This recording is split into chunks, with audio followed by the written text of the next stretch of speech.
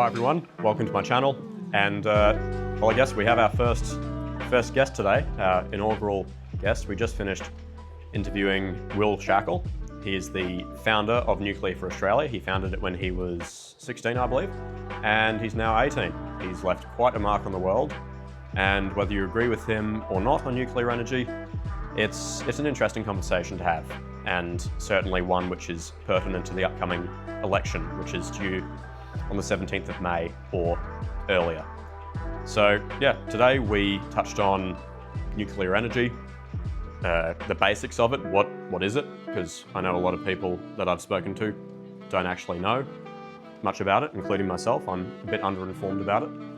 So what it is, the benefits of it, examples around the world, addressing the drawbacks.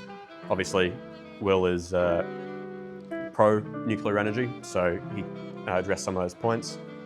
Then we spoke about his personal journey, how he went from doing a school assignment to being the founder of Nuclear for Australia, and spoke also about the politicisation of the debate about nuclear energy and the upcoming tour that Nuclear for Australia has with one Miss America. So sit back, relax, and enjoy this discussion with Will Shackel. Will Shackel, welcome. You are, as I've told you, our inaugural guest, so welcome. It's great to be here. Thanks for having me on. So I've been asking questions of people I know, co-workers, family members, over the last few days, asking what sort of questions they'd like to ask of you, a nuclear expert. And probably the most common was, what is nuclear energy? Well, look, I'm no nuclear expert, but the simple definition of what nuclear energy is when you think of nuclear energy, it really starts with the process of fission, which is the splitting of atoms. And when those atoms split, in a nuclear power plant, inside that reactor, all of those atoms are splitting. That creates a lot of heat, which can then be used to spin a turbine and create electricity.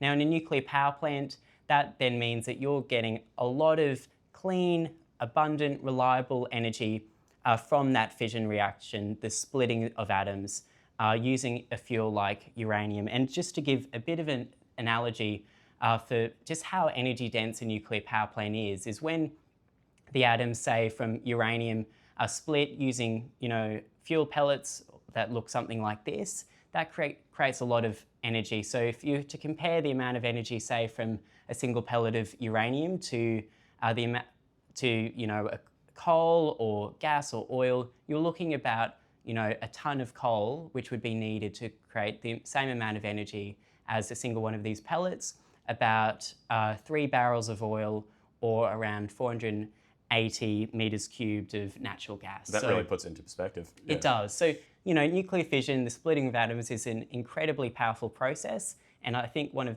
the application that I talk about the most is obviously power, but, it can also be used for a whole different range of purposes as well. So it's a very, very fascinating, but obviously very complex topic as well. Fair enough. And when people think of nuclear power plants, they usually think of those big towers. What part of the process is that? Yeah, so it's often a misunderstanding that people see these big, towers, which are called cooling towers, and think, oh, that's smoke, that must be pollution, therefore nuclear power is, not a good solution to climate change or whatever. What that actually is water vapor. And that's actually, it's not coming in contact with the, fission reaction. That's created, that water vapor is created as it would be in any other thermal power station, because obviously you need to have a lot of cooling water in order to cool down the turbines in a nuclear power plant. And then that obviously, they need to release the heat from that, and then that creates the water vapor, which is then released into the atmosphere, into the environment. And that's a perfectly, safe process. But it's often a misunderstanding that people see these big cooling towers and think, oh, well, that's the nuclear reactor. Well, it's not. It doesn't come in. That water doesn't ever come in contact with the separate cycle for the nuclear reactor. And often the nuclear reactor will just be, nearby in a concrete structure. But I think there's a lot of misunderstandings when it comes to nuclear power, and that's probably one of the biggest. Yeah, and you spoke about fission. There's also fusion, which to my understanding is not really viable at the moment, although they are getting closer. What, for the benefit of the audience, what's fusion? So fission is the splitting of atoms. Fusion is the fusion or combining of atoms.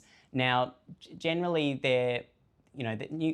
fission isn't being used at a commercial scale for power production at the moment.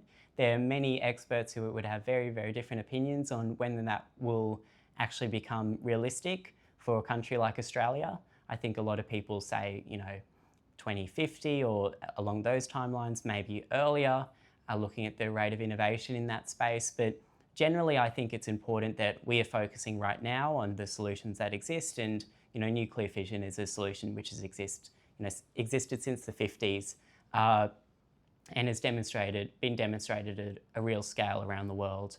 Currently, 32 countries have nuclear power. There are around 440 operable nuclear reactors which are used for nuclear power production around the world. So, fission is really the proven space in terms of nuclear energy. But I think fusion then is something that obviously we should be very excited for, but it's not something that really exists as a solution for us today.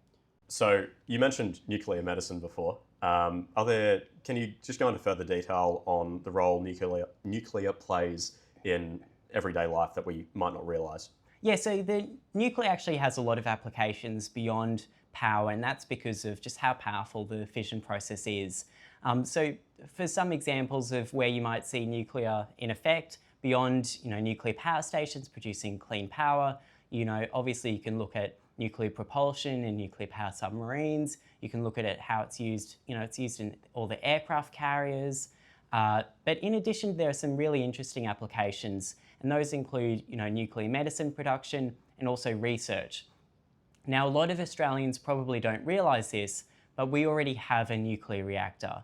That's located at Lucas Heights, around 30 kilometres away from the Sydney CBD, and it's managed by Australia's Nuclear Science and Technology Organisation, which is a government-owned organisation, which is responsible for the reactor there, which is called Opal. And at that Opal reactor is where nuclear medicine is produced. On average, Australians will receive nuclear medicine from that Opal reactor in their lifetime to help treat cancer. So obviously there are huge other benefits of nuclear energy, and also it's important to note that at ANSTO, at Lucas Heights, they also do a lot of other research, manufacturing of advanced components and stuff such as silicon.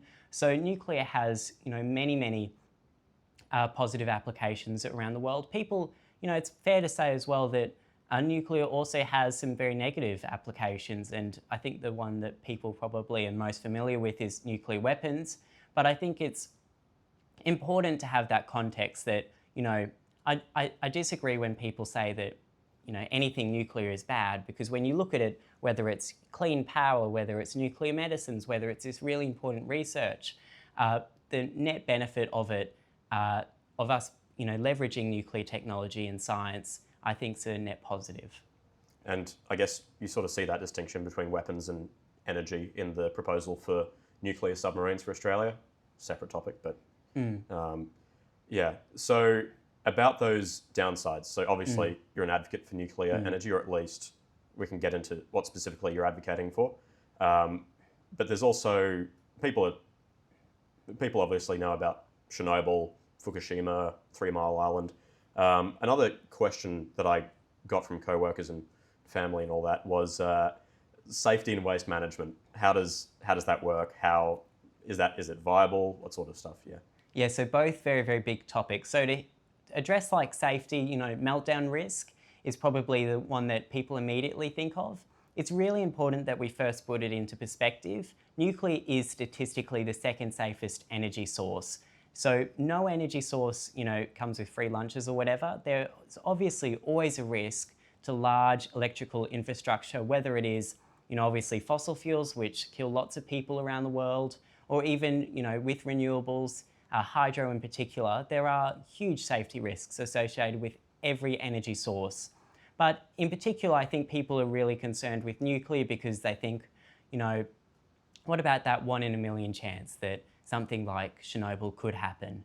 It's though really, really important that we again, put it into context. So the first, I guess, major nuclear accident that occurred was 3 Mile Island in the United States. Now, that is, to date, the US's only major nuclear accident. And what people probably don't realise from that is that the radiation dose for residents around that area was similar, if not less, than an X-ray. No one was harmed, injured, or killed in 3 Mile Island, contrary to popular belief, contrary to the expectations you'd probably get from watching that Netflix series on 3 Mile Island, which I've also had the chance to be able to watch. So that's the first accident. And I think that sort of gives some important context. The next one, which I think a lot of people think about, is Chernobyl. Now, it's really important to understand that that was using old reactor technology. The Soviets were basically experimenting with the power station at that time, and that obviously caused a huge disaster. So it was a combination of old technology. They didn't have a containment structure, which is now required for all nuclear power plants. And obviously, in addition to that, they had a terrible response. But even with that accident, the UN estimates that only roughly around 50 people died as a direct result of that accident. So again, it's important to put into perspective. And the third one that people would be aware of is the Fukushima accident, which occurred in 2011 in Japan. Now, that power plant survived the earthquake. What really affected it was the tsunami which came afterwards. And unfortunately, and this was a combination of factors, including the fact that at that time Japan didn't actually have a formal nuclear regulator, but the wave basically breached the seawall that they had in place. That knocked out all of the backup diesel generators, which were required to keep the reactor cooled, and that obviously then led to that accident there. But still, even with that accident, according to the best experts, no one died as a direct result of it. So in terms of safety, why I went into that depth is because I think people look at these accidents and think, hundreds of thousands of people might have died in these accidents, but that's not the case. And, obviously any death associated with an energy source is a death too many, but we need to put into perspective that, would we rather have nuclear power, or would we have, solutions like fossil fuels, which obviously have significantly worse health consequences for people? And then to move on to the waste issue, I think the funny thing about when people talk about nuclear waste management is, when you think of it, the nuclear industry is the only industry which has a plan to manage its waste. You think fossil fuels, where does the waste from fossil fuels end up? It ends up in our atmosphere. People breathe it in, every day. People die from it as a result of the pollution from coal plants, etc. And then where does renewable waste end up? A lot of the times now, thankfully, it is recycled, but the majority, it's dumped in landfill. And a lot of the components in that are incredibly toxic. And unfortunately, unlike radioactive waste, they remain toxic basically forever. In terms of nuclear waste, and I know I've been going on a lot, but I just wanted to give this level of detail. There's 3 types of radioactive waste. You've got low-level radioactive waste, things like, all of the things you can think of at a nuclear power plant, so that could be considered waste. So, gloves and gowns, all that kind of stuff would be considered low-level radioactive waste. Now, that's the majority of the radioactive waste generated at a nuclear plant, but it's also obviously the lowest radiation. How that's typically managed is there's a whole bunch of things you can do to condition it and whatever, but I think the important thing to remember with that is that Australia already manages it. To be honest, I wouldn't be surprised if had some of it here. It's managed at around 100 locations around Australia, including universities, including at hospitals as well. But there's also, some bigger facilities for it, one of which at Lucas Heights in Sydney, where it's stored there. It's also stored at a private facility in WA, in the middle of WA, which has recently been opened. So that's the low-level waste. The next part is the intermediate level waste. So you can imagine that's a smaller volume compared to low-level waste, but it's higher radioactivity. Australia also manages that waste. We manage it it's stored at Lucas Heights at the moment. And what that intermediate level waste at Lucas Heights actually is it's the used fuel from our Opal research reactor. And what happens to that is that's actually sent to France to be reprocessed, and then it's shipped back to us, or at least some of it's shipped back to us as intermediate level waste. And it's there at Lucas Heights. You know, I know people who have hugged, it's basically, you know, big canister or whatever. I know people who... Looks like an oil drum, right? Oh, no, this is much bigger. So, okay. You know, the low level waste would be, you know, stored in those oil drum sort of things. And, you know, remember that's like gloves and all that kind of stuff. But the intermediate level waste is in these huge, like, secure concrete canisters, and you can hug it or whatever, and you won't be exposed to, the radiation you'd be exposed to is like negligible, if not zero, because of the amount of shielding around it. But the last part of it, this is the thing that everyone thinks of, this is the thing you hear about in The Simpsons, is the high level radioactive waste. And, you know, most typically this is, you know, the used fuel from a nuclear power plant. So what happens to, you know, all of these fuel assemblies with all of these pellets, once it's been used to generate power in a nuclear power plant, you know, it becomes high-level radioactive waste. So what typically happens to that is in a nuclear power plant, you will have the reactor, and typically, you know, it'll have water above it, and then adjacent to that, you'll have a cooling pond. And basically what happens is when you're done with the fuel, it'll be taken out, it will then be moved over into the cooling pond and placed there, and in that cooling pond, basically in water, it'll stay there, you know, for a couple of years to rapidly cool. Now, the fascinating part about that is you can be walking around this fuel, which is a few meters below some water, because of the amount of, you know, shielding that water provides you. And, you know, some people have even proposed that you could theoretically swim at the top of that cooling pond and still not be exposed to, you know, lethal amounts of Would you radiation. want to test that out? No, but you know, certainly people do that. But then after that process is, I guess, after it's stored in those pools, that's where the nuclear industry has some issues, because there's a whole bunch of things you can do to it. You can either take that fuel to be reprocessed, recycled. That's something that they do in France, is they basically reprocess all of their nuclear fuel. About 10% of their energy comes from recycled nuclear fuel. So that's one thing you can do. Unfortunately, that's expensive, so a lot of the time that's not done, but France has the facilities for it, so they do that. The second thing you can do is you can put it into these large, you know, concrete canister sort of things, which are highly reinforced, very, very thick. And you basically put these fuel assemblies, which have been used in the nuclear power plant, in them. And, you know, they're typically, you know, held outside in very secure facilities. I've hugged one of them. It's very, very safe. I looked at my dosimeter afterwards and it read 0, meaning that, you know, the radiation was so negligible that it came up as 0. And people can safely do that. People work around these for years and they're tested, all this kind of stuff, and it's completely safe.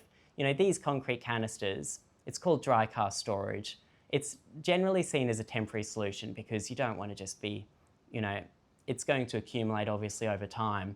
But you know, they've been tested for trains running into them. They've been tested so that if theoretically they're being transported and they're on a bridge and they fall off the bridge and then a fire starts and then someone tries to launch a missile at it, that it'll be still secure. Pretty damn indestructible. Yeah, and then the last solution is basically deep geological disposal. Now, when I say disposal, I, you know, caution that term a bit. Because basically what that means is that you still encase the nuclear fuel in highly secure canisters, but you put it underground in, you know, tectonically stable areas. And that's what they're currently doing they've constructed a facility in Finland where they're going to be doing that. That's seen as the best-in-class option for many, many countries around the world. And the UK is exploring it, Canada's exploring it, the US has been exploring it for a very, very long time. But there's, you know, proven ways to manage nuclear fuel. No one's ever really been injured or harmed or certainly killed by nuclear waste management, contrary to popular belief. But the last thing I'd say about it, and I know I've gone on for a little while, No, keep going. is that, again, it's really important to put it into perspective. And I go back to that analogy at the start. One of these nuclear fuel pellets, replica one, I might add, produces as much energy as, a ton of coal or whatever.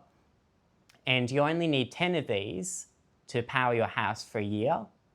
And so if you put that all into perspective, the actual amount of this high-level radioactive waste or used fuel which has ever been created, could easily fit inside the MCG or something. So it's an incredibly small amount of high-level radioactive waste that we're actually talking about. So again, with everything nuclear, it's really important to put it into perspective and to compare to the other options that we have available. And in my view, I don't think nuclear radioactive waste management is a major concern because it is already solved. Okay, and Australia is a pretty tectonically stable continent, so yeah, I guess. Have you had a chance to watch the Chernobyl series? No. I haven't either. I was going to ask you about that, but I guess probably the other one I'd ask you about would be The Simpsons. How do you feel about The Simpsons and its depiction of nuclear energy? The Simpsons is funny, and that's probably how everyone should view it, as sort of a joke when it comes to depicting nuclear energy. Obviously, I'm not going to be calling for Simpsons to be taken off the air for inaccurately depicting nuclear power, but, you'd hope people see it in that, through that, humorous lens or whatever, but unfortunately, I worry that a lot of our leaders and stuff,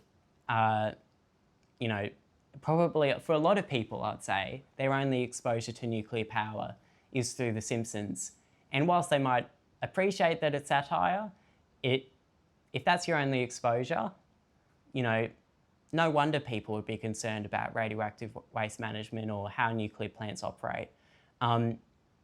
But certainly, I think, as I've just explained to you, nuclear waste is not stored in the same way as it is in The Simpsons. It's certainly not this high-level radioactive waste, the used fuel, it stays, like I'll show my pellet again. It stays in these fuel assemblies with all these pellets, which are very solid, very grey. There's nothing liquid and green about these. So that's probably one of the things with The Simpsons. But I think it's what I've really appreciated through this journey, actually, and I know you'll ask me about it, is when you go to these places in real life, these nuclear power plants, you meet the people who work at them, you meet the control room operators, you get to see and hug the nuclear waste which is stored there.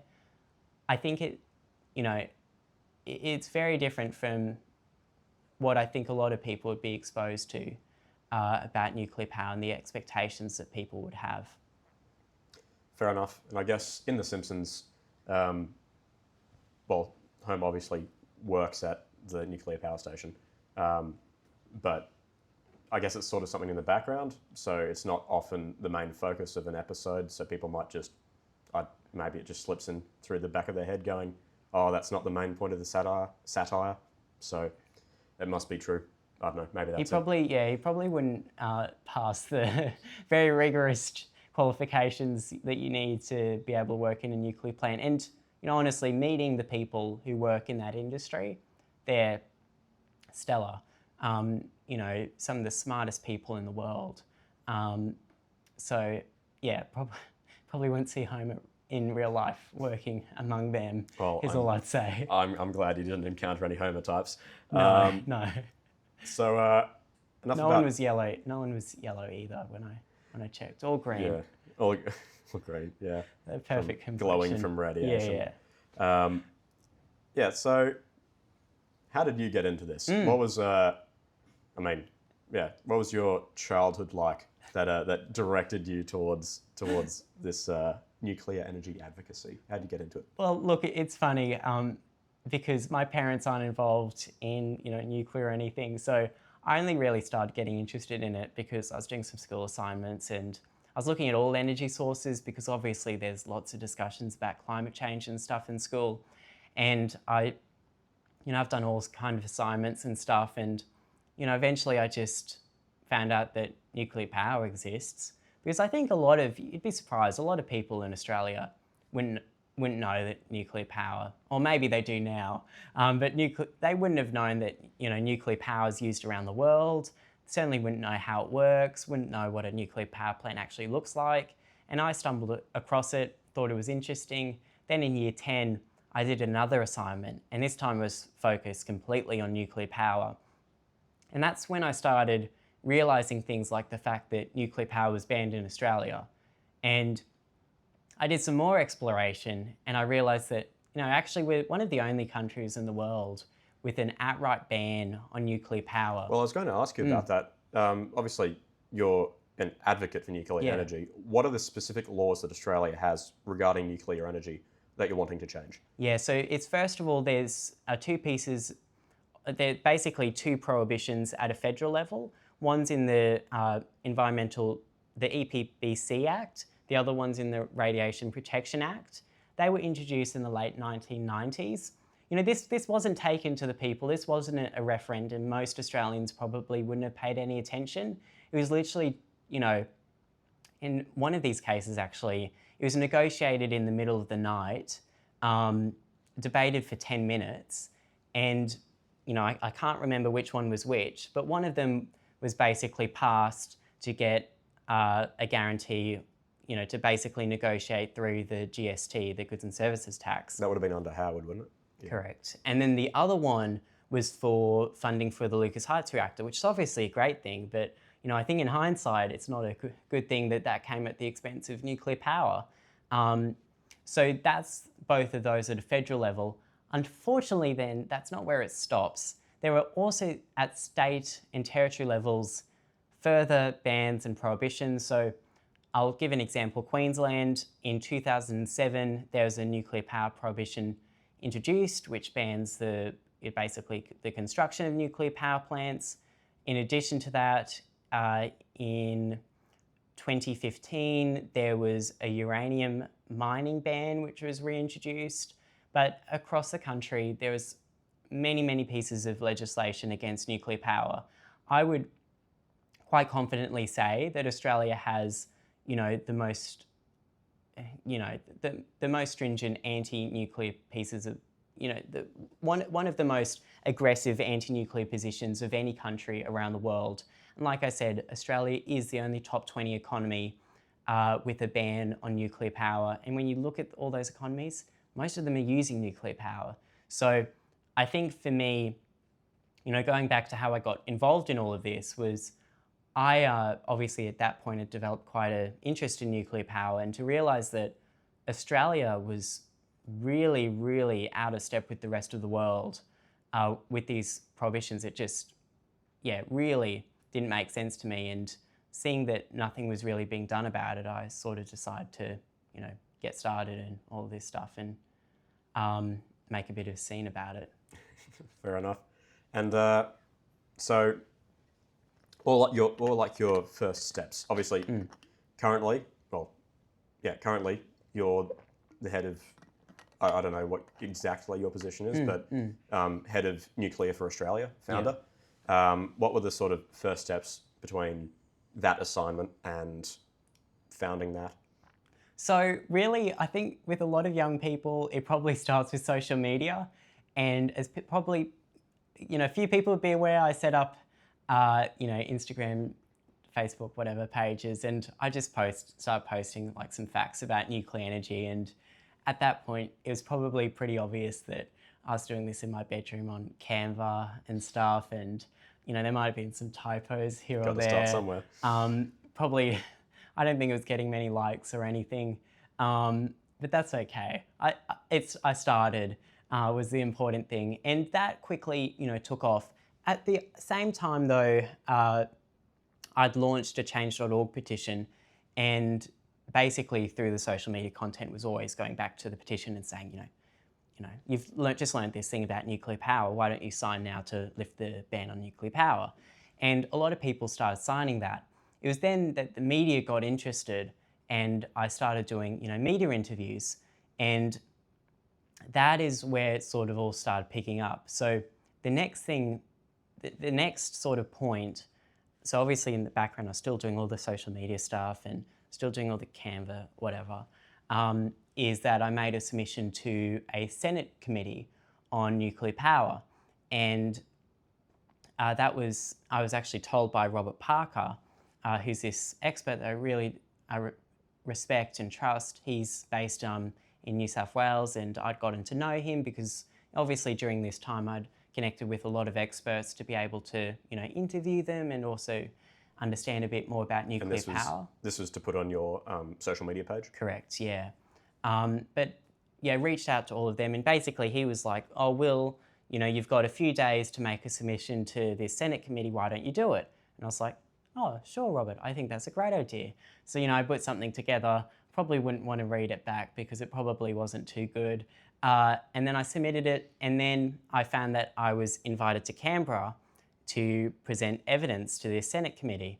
And, that was an incredibly exciting time because there's a lot of media around that. So I went on Sunrise on Channel 7.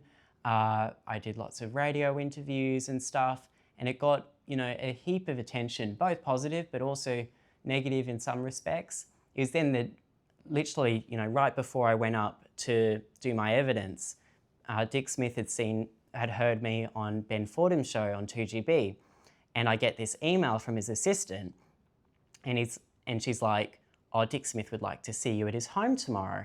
And wow, okay. I was like, whoa, that's kind of cool. Pretty big. And obviously I was, pretty nervous because I was about to, be questioned by this group of senators, and we got this email. And anyway, I went the next day to his place and I met him, and he said that, he was a big supporter of nuclear energy and he'd like to provide any support that he could. And that's sort of where that whole relationship with him came from. And I was going to ask about Dick Smith. Yeah.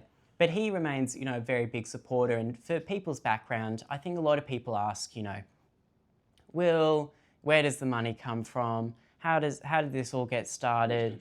Yeah, it must be like Peter Dutton's son or something. This is just a AstroTurf campaign or something. But pretty much what happened is we then decided that it would be a good idea to then become a charity, which would then allow us to grow our campaign. At that point, we then had started building our own website, and then wanted to really build this whole campaign where we could have all of our supporters, all that signed the petition and stuff. We could help, expand the reach of all this educational material which we're trying to release. And basically Dick Smith, gave us funding to be able to, engage lawyers to go through that process of setting up a charity for Nuclear for Australia. And anyway, some stuff happened in the background. So I got to go on Q&A and debate the Energy Minister, which was a fascinating experience. That got a lot of attention, a lot of it very, very negative. And then at the end of the year, I guess the next big thing I did was I went to Dick Smith and I was like, oh, COP28 is happening at the end of the year, and I'm aware that a lot's going to happen in terms of nuclear. Would you be interested in, sponsoring me so I can go there? And anyway, he said yes. And so I basically got funding from him to go to COP28. And how old were you at this stage? I was 17. Wow. And how old were you when you spoke to Senate? 16. Wow, okay. 16. So that was, COP28 was fascinating. At COP, I think it was 25 countries signed a pledge to triple nuclear energy capacity by 2050. So COP was really a huge moment for nuclear energy worldwide, and it was probably the first, it's the annual climate change conference for people who aren't aware with what COP28 is, and it was held in Dubai. And it was a really huge moment because people started talking about nuclear energy again. And I had the real privilege of, I got to meet all these world leaders, say, who are some names they got? Macron. So I got to interview Macron and talk to him about nuclear energy, and he actually called for Australia to lift the ban, which was kind of funny. How did you feel about that? Because that obviously, that's a world leader making a comment about it was funny. I literally hadn't asked him, whether he thought Australia should lift the ban, because I thought, Macron, he's not going to want to get involved in international politics. But he said it, and it was because I introduced myself as an Australian. I was wearing a nuclear power shirt. I literally just asked him, what does he think about it? So I found that really funny. But there's lots of other world leaders I met. Well, not really met, but We're acquainted with. Yeah, I tried to ask Hillary Clinton a question and a few others. Didn't post all of them, but it was a fascinating experience, and it was actually the first time I'd ever been to a nuclear plant. So a lot of people would be unfamiliar with the fact that in the United Arab Emirates, 25% of their power comes from nuclear. I was not aware of that. I thought it was. You'd think it's like fossil fuels and solar. Oil, yeah. And that makes total sense. But actually, they've got a nuclear plant. It's called the Baraka Nuclear Power Plant. And I went to that. It's a fascinating project they've got there. They've got like 4 reactors, which they've built. The first, nuclear power plant in the Middle East, not to be the last. But that was a fascinating experience. My first time actually seeing one in real life. And the interesting thing about the UAE and nuclear actually is that they're currently investigating building another one of those. So you're thinking, like, if you're to put that into perspective, they could potentially have around half of their power coming from nuclear energy. And a lot of people would be surprised by that. But I think it sort of underscores the point that, countries around the world understand that they need a balanced energy mix, and nuclear power should have a role in that. And so you've done a fair bit of travel, I think it's fair to say. So you've been to the UAE, you've been to the UK recently. I saw that. What was the purpose of that? Yeah, so UK, that was a family holiday. So I dragged my family along to some nuclear plants. So we, first one went to was Sizewell. Sizewell, people might be familiar with it. I'm sure if there's a photo of it, people would probably recognise it. It's this like big blue structure with this white dome. They think it looks nice. I think it looks a bit scary. But that was really interesting. That was where I actually hugged the nuclear waste. I also got to see, because basically at Sizewell, they've got basically 3 nuclear power plants. They've got Sizewell A, which is being decommissioned. They've got Sizewell B, which is, I think it was built in the 80s or 90s or something. And then they've got Sizewell C. And Sizewell C will be the UK's newest nuclear project. And when I went, it's really just dirt and stuff. But they were doing some really excellent work there. But the interesting thing about that trip was then I went to the other side of the UK, to Hinkley C. Now, people are probably familiar with Hinkley C because they've had huge cost blowouts and stuff. And there are a few reasons for that. It's widely considered that it could be the most expensive nuclear power plant project which is ever constructed. Now, it's a huge construction site. I think it's something like 13,000 people work there. And it's funny because an Australian is the project director at that site. Oh, really? Yeah, That's and ironic. I got to interview him, which was really funny, actually, and he's really excellent. And it's funny because, an Australian is the project director there, running the construction. And I got to interview him, and I think the thing I took away from that, when you've got 13,000 workers at a site or whatever, is, in Australia, the unions are against nuclear energy, and I'm like, there couldn't be a better thing for the union movement than nuclear power. And that's probably one of the biggest messages I got out of that trip to the UK was, you talk to workers there, and a lot of them are, in union jobs. They're very high paid jobs, which have really helped these communities where these power plants are being constructed. But you look at a place like the UK, I'm pretty sure that project I was talking about, Hinkley C, will provide around about 7% of the UK's electricity. And that other project on the other side of the country is basically going to be a replica of what's happening at Hinkley C, and they're just calling it Sizewell C. Oh, wow. And okay. Yep. I think the other highlight of that trip for me was an interesting thing, and it's called, it's basically learnings. And when people talk about learnings in nuclear, it basically means that, obviously the first time where you build a nuclear reactor from scratch, it's going to be expensive because you'll learn all of these things, you'll work out all these issues that you'll have, and you'll have to resolve all of these issues. You'll have to train up all these workforces. You'll have to put all of this work in place. But what they've actually found, and they've found this around the world, is say a site like Hinkley C. Yes, the first reactor was very expensive, but the second unit will be 20 to 30% cheaper. And then the idea of then having the similar one at Sizewell is that if you're getting those kind of efficiencies between those projects, well, you'd hope there'd then be further efficiencies there. And you can have sort of a fleet effect where, yes, the first one might be really expensive, but the ones after that can reduce in cost. And I guess you'll probably ask me at some point about the cost of nuclear, but you'll hear a lot of these projects, whether it's Hinkley C in the UK or Vogel in the US, and yes, they're very, very expensive, but that's the first time, Hinkley C is the first time that the UK has built a nuclear power plant in around 30 years.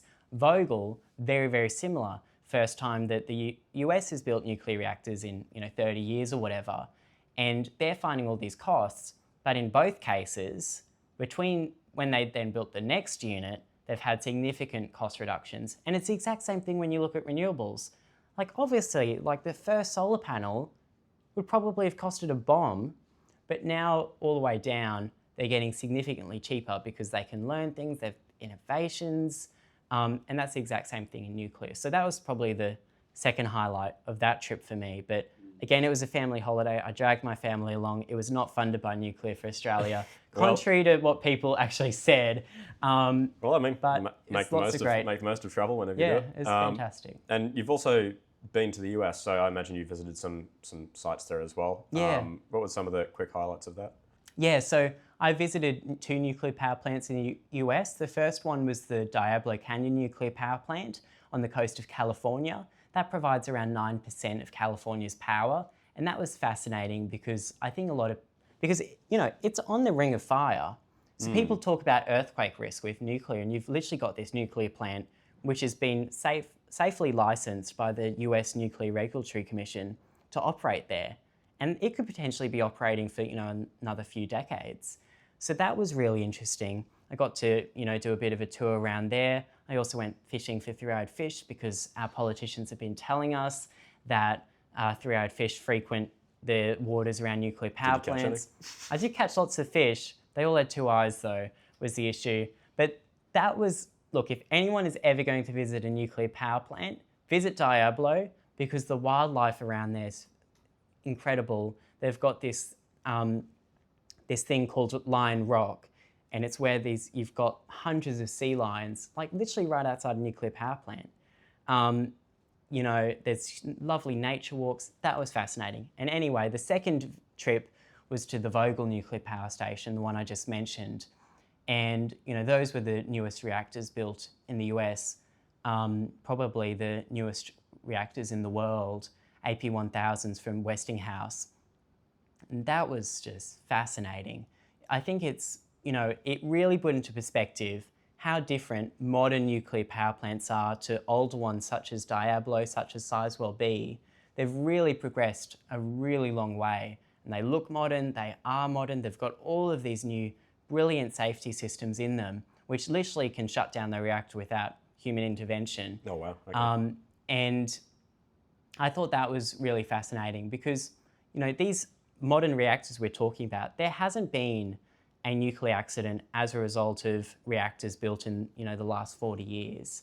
So, of course, during that time, there's a huge difference between the iPhone 1 and the iPhone 16, whatever it is, up to now, or like a plane which, the Wright brothers built as compared to an A380. Yeah. And that's sort of how I think people should think about it with nuclear is that, yes, there was Chernobyl, but those reactors were built decades ago and would in no way meet the safety standards which are now applied to these modern reactors, some of which are designed to shut down without human intervention. There's even been a reactor recently opened in China, which has been built basically meltdown proof, where it just physically cannot melt down. How do they do that? I don't know. They're smarter than I am. But there were all kinds of technologies, a lot of which are, meltdown proof and stuff. And obviously that's then very hard to keep track of, but it's just really important to, you can hate, obviously I probably protest with people against if people were saying to build some of those Russian reactors in Australia. If the coalition was proposing for those reactors to be built, which were built in the Ukraine where Chernobyl occurred, I'd probably be marching on the street protesting that. We can It's get into the very politics. different. We can get into the politics in a bit, but in the US, is it Microsoft and is it their AI or like Open AI, or is it one of them is building or like reviving 3 Mile Island? Yeah. Did you get a chance to visit there as well, or didn't get a chance? No, I would love to. Yeah. But that's an interesting thing with nuclear power. So sort of to take us back to the beginning, nuclear creates abundant, reliable power. So you compare it to, say, renewables, which are generating, they've got capacity factors of around 20 to 30%, and that's because the sun doesn't shine forever and the wind doesn't blow forever. And storage technologies like batteries are really expensive, and then pumped hydro is, also very expensive and takes a long time to build. And then hydrogen, green hydrogen, sort of not really proven around the world. So this has become a real issue when you think of, AI and data centers, which require, always on, which require abundant, reliable energy to power those data centers. We're looking at data centers requiring a huge percentage of global electricity around the world. I'm probably getting it wrong, but I think there's been some estimates that by 2030, like 10% or something of Australia's power could be used by data centers. Wow. So that's a lot. In other countries, and don't get me wrong, there are leaders of data center companies in Australia which are arguing for nuclear power. Craig Scroggie is one that comes to mind. But in the US, all these data center companies, such as Microsoft, such as Amazon, such as Oracle, Meta, are all suddenly investing in nuclear power. And one example of that is, like you said, Microsoft recently signed a deal with Constellation to reopen 3 Mile Island Unit 2 to generate electricity for their data centers. Funny thing about 3 Mile Island as well is that, yes, one of those reactors there had the meltdown, but the other reactor there was still operating until 2019. Really? It was only recently closed. I thought that would have been closed for decades, but yeah, I guess you would have thought, well, if you listen to the Netflix show, you would have thought that it's like a toxic, toxic place for like decades. But people were working there, and now they're going to reopen that second unit. But there's been other announcements made. I can't think of specifics off the top of my head, but certainly like Amazon Web Services have got deals. There's all of these companies, and to be honest, expect a lot more of it. There's a huge nuclear renaissance going on around the world, and a big part driving that is AI and data centers. And to be honest, I think that that's just one of the many reasons why Australia needs to consider nuclear power, is because, whether it's data centers, whether it's electrifying everything from electric cars to electric cookers, all these kind of things, our energy demand is going to skyrocket. Potentially, I think AEMO predicts that it could basically double by 2050. Now, if that happens, if our electricity demand is doubling, how are we going to get there?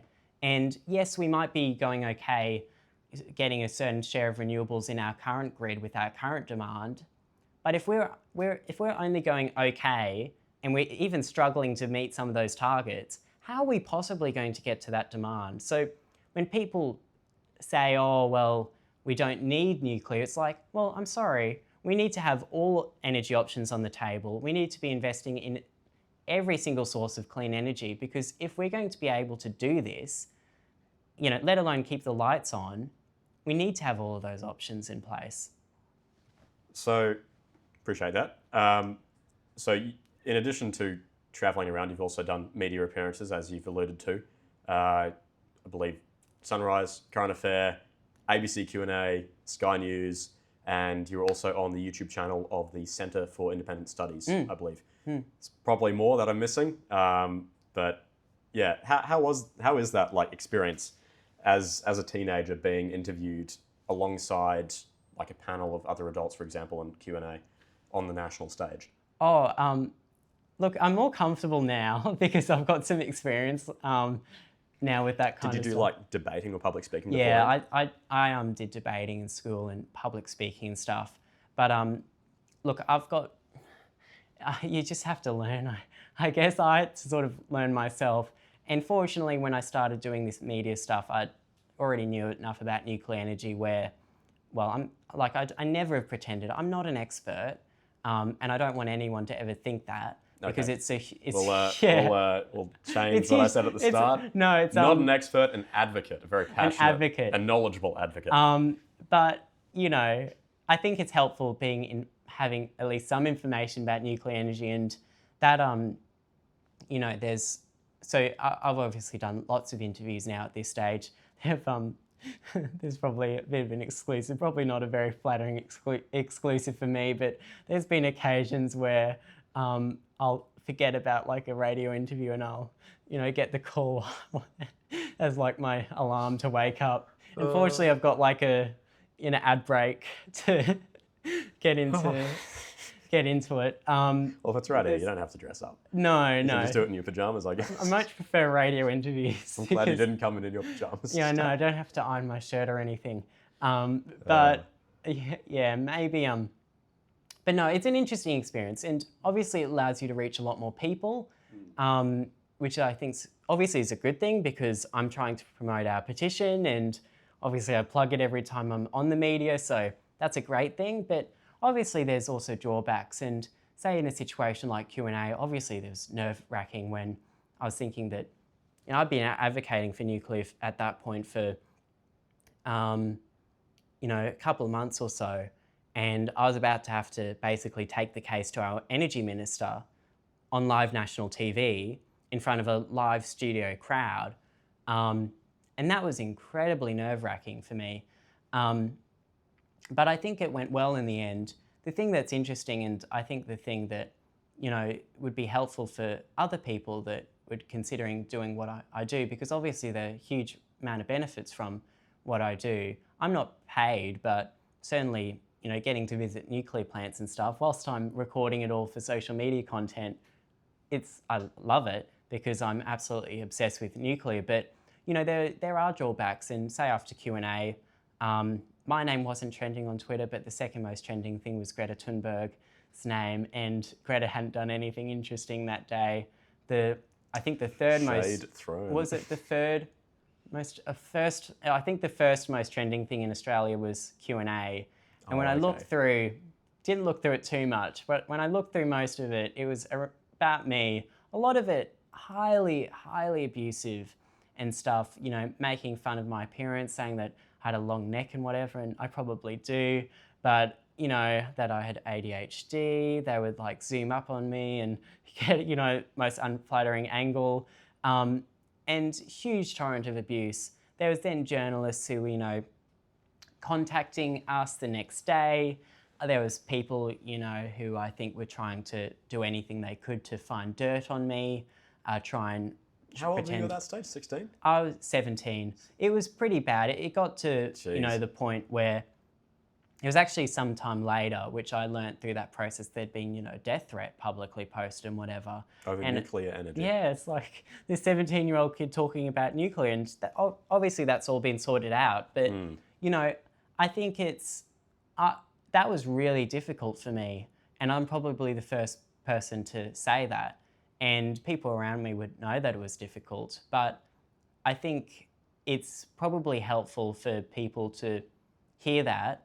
Not that people who say that or whatever, because they wouldn't care. But if someone was considering going into this thing, I obviously I expected pushback, but I didn't expect this level of abuse and whatever. And it's something that everyone should be prepared for when they do something like this, especially on a really emotional and polarizing issue like nuclear energy. But I think obviously I still get that. I still get that every single day.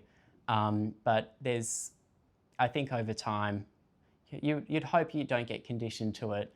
But you find ways to deal with it, and I've now got plenty of things to distract myself. Yeah, well, as well. I'm sorry to hear that, but No, it all seems good. that you have grown a bit of a thicker skin than a lot of people.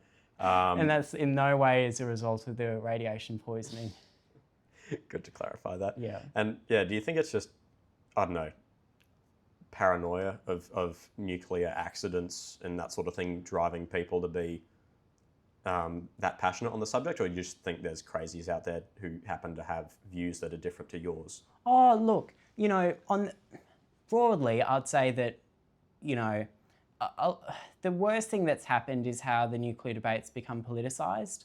And a lot of the comments being made about me were made through a political lens, people assuming that I was associated with the Liberal Party, that I was a young Liberal. All these things are just not true. Well, I was going to ask you about that. Yeah, do you want to address Like, that? I'm not, yeah, and this was part of the reason I wanted to. I like doing these kind of things. Yeah. I've said the exact same thing in, in House committees and stuff, where I'm basically, would probably get in a lot of trouble if I lied. Yeah, but, true. I've never been involved in any political party. I'm not a young Liberal. I'm not a young Labor member. I've probably got more young Labor friends, to be honest. I'm not a young I find that Greens. as well. It's sort of just, more young Labor people, I guess, Yeah. our age than young Liberal, that I found at least. But yeah. And I wouldn't ever want to be in those groups, because from my perspective, I really like the fact that I'm able to focus on an issue like nuclear, get, not center my whole life around it, but, learn lots about a particular topic and be really passionate about it. But I wouldn't want then, I feel I like that I now have a really firm position on nuclear energy, and that's one that I've been able to come to independently. But if you were to ask me about, what the tax rate should be or whatever, I'd have absolutely no idea, and I wouldn't want to be asked about it. And to be honest, I'd like to learn a lot more about those things. So, I hope that makes some sense. But I'm not associated with any political party. I don't want to be. The leadership of Nuclear for Australia isn't involved in any political party. We are non-partisan. It's ingrained in our constitution, and I think okay. we made a point of making that in our constitution. And technically, our board could hold me accountable for that. But I think it's demonstrated through our actions that our sole purpose is to provide people information about nuclear energy. And you can see that whether it's through the content we provide through social media, whether it's through the excellent work that our group of experts do in the media, on social media or other places, whether it's the now 5 information evenings we've held in regional communities where we've let community members ask our experts questions about nuclear energy and have them answered. Which regional, where'd you go? So we decided to focus on the sites the coalition had identified for nuclear plants.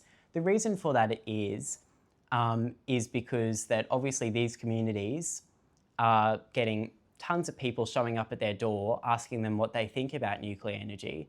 So we thought that it's best that we provide them information about nuclear energy so they can have an informed position. So we've been to, first one we did was in Lithgow in New South Wales. Then we went to Collie in Western Australia. We've done Kingaroy recently, which is near the Toorong power plant. Yeah, I've got a friend whose family's from there, and he's been talking about, it's really stirred up in a debate. Oh, in the community. It has.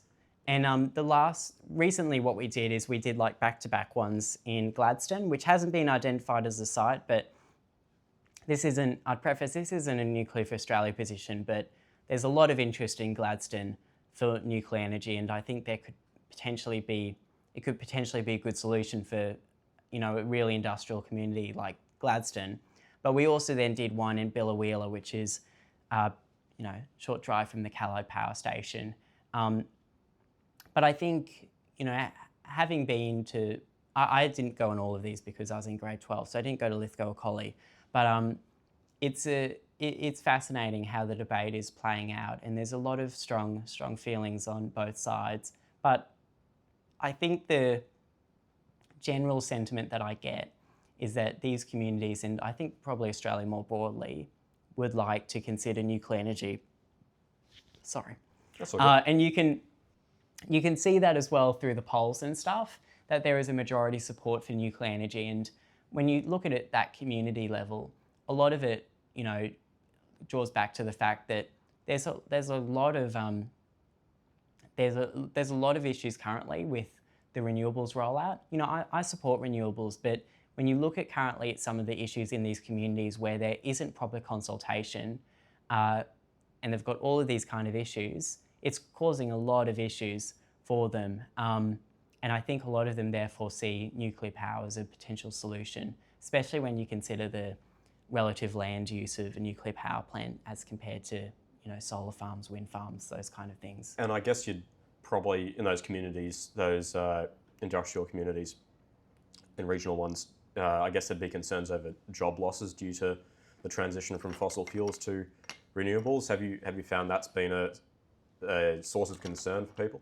Oh, 100%. And you can only, like if you go to a solar farm or wind farm, there's barely anyone working there. And you compare that to a nuclear power plant, like I said earlier with Hinkley C, you've got 13,000 people constructing that. When it's operating, I probably can't give you an exact number, but you'll probably have around 1,000 people working there with, good union, full-time, good union, well-paid jobs there. And I think therefore a solution like nuclear energy makes a lot of sense for people. It also makes sense because all of these locations which have been identified by the coalition have coal plants in them, or sites where coal plants have been. And for these community members, a lot of whom have worked in these coal plants, it's fascinating because around 76% of the jobs in coal plants, this is according to a think tank in the US, could be directly transferable to a nuclear plant. Oh, really? Okay. And the reason for that is because coal plants are thermal power plants, much like a nuclear power plant is, where you obviously burn the coal, that creates the heat, that then turns the turbine to create electricity or whatever. And the fascinating thing is a lot of the processes, a lot of how a coal plant works, very similar to a nuclear plant. So a lot of the time, both coal plant and nuclear plants will both have cooling towers, which is used to be able to, cool down the turbines, which are used in both. In addition to that, you've got all of these different other similarities between coal plants and nuclear plant jobs, which make it a really good transition for communities. But that's not to say that there's obviously also a role for renewables. I think it all just comes back to having a balanced energy mix. But there does have to be considerations about what these communities will do, because there could be huge issues once a lot of these coal plants shut down. And if those renewable jobs aren't there, then what are they going to do? And in terms of the difference in, I guess, quantity of jobs associated with coal plants compared to the quantity of jobs available to provide an equivalent amount of energy, is it less with nuclear? It's more, actually. Really? I can't give you a specific number, but there are specific numbers available. There's a good comparison in the US Department of Energy Advanced Nuclear Liftoff report. The difference in terms of jobs is, I think people assume that if you're working in a nuclear power plant, you have to be Einstein. And yes, there are those kind of people who have to be there, in the control room, in the reactor, making sure it all runs smoothly. But the reactor is only a small part of the broader nuclear power plant. So you've got this issue where, Australia will have to skill up people to work in the nuclear plants with nuclear specific knowledge, whether it's, reactor operators, whether it's, nuclear engineers, all those kind of people. And we do actually at our universities and stuff have some nuclear pathways. So for instance, UNSW comes to mind, they've got a nuclear innovation centre and stuff. But there's a lot more happening in AUKUS in terms of nuclear skilling and stuff. But you've got all those jobs, and that's obviously pretty unique to a nuclear power plant. You don't have, nuclear engineers at a coal plant. There's also then, this depends based on whatever the particular country does in terms of security and nuclear security, which is basically, the purpose of that is making sure that the nuclear fuel is not tampered with or anything, or terrorists, say if a terrorist tried to target a nuclear plant, how would that be secured?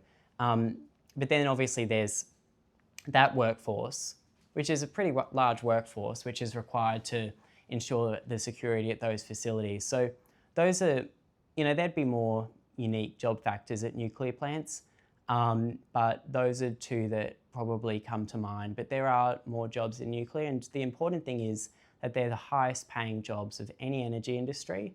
And I think also in the US, they're the most likely to be unionised workforces. And the funny thing as well, this is, in a US context, it's safer to work at a nuclear plant than it is, say, at a McDonald's or supermarket. Really? Yeah, and the radiation you'd be exposed to, say, from working in a nuclear plant, or certainly like living within the range of a nuclear plant. Now this is going to sound crazy, but it's literally less than eating a banana. And the reason Really? There's radiation in a banana? Yeah, because of the potassium. So it sort of just goes to show that, these amounts in terms of radiation and stuff we're talking about are just so negligible. I would have got so much more radiation on my flights to visit these nuclear power plants than I would have standing next to them. Just because you're further up in the air? Yeah, the cosmic, all of that from the plane flights. And certainly like flight attendants, they have to have their radiation monitored. Really? Because, Wow, okay. they receive more radiation than nuclear workers, is my understanding. So there's all of these kind of things, and people often forget, even if you have an X-ray or CT scan, certainly if you're having a CT scan, that's a lot more radiation.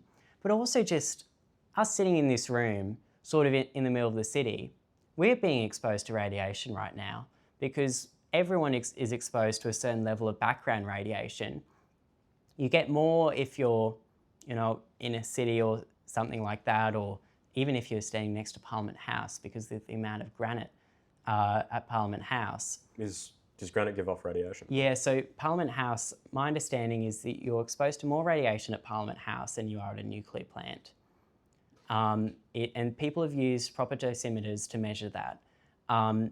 So it's, and there's no way for someone not to be exposed to, well, there probably is, but it's probably not very... You trap them inside one of those reinforced boxes you were talking about before. Yeah, but,